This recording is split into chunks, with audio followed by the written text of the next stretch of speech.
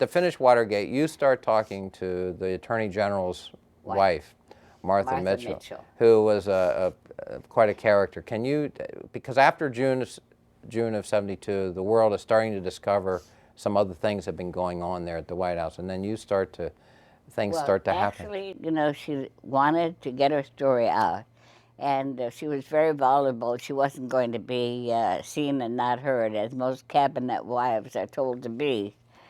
And when she hit Washington, she was first against all the demonstrators, the protesters, looked out her window and called them all communists.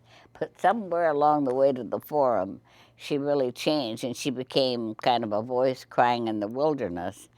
And no one would take her phone calls at 2 o'clock in the morning, but I did. I knew she was trying to say something. It was kind of a mosaic, never gave you really what's in, but you knew something was bothering her, and she was eavesdropping in on her husband's phone calls. So she had some idea that something sinister was happening, and she really was trying to save him. Well, by this time, the White House, of course, was very upset because of her giving interviews. I remember once coming back early on in the Nixon first term.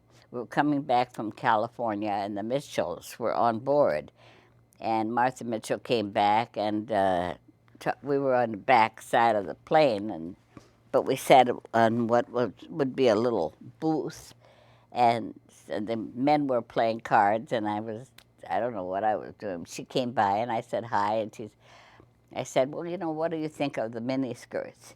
Why don't you ask me something important? I said, okay. What do you think of the Vietnam War? She said, it stinks. The men stopped playing cards and grabbed their notebooks. We all started scribbling. When we landed, everybody ran to the phone. Oh, that's funny. And she was barred then from Air Force One.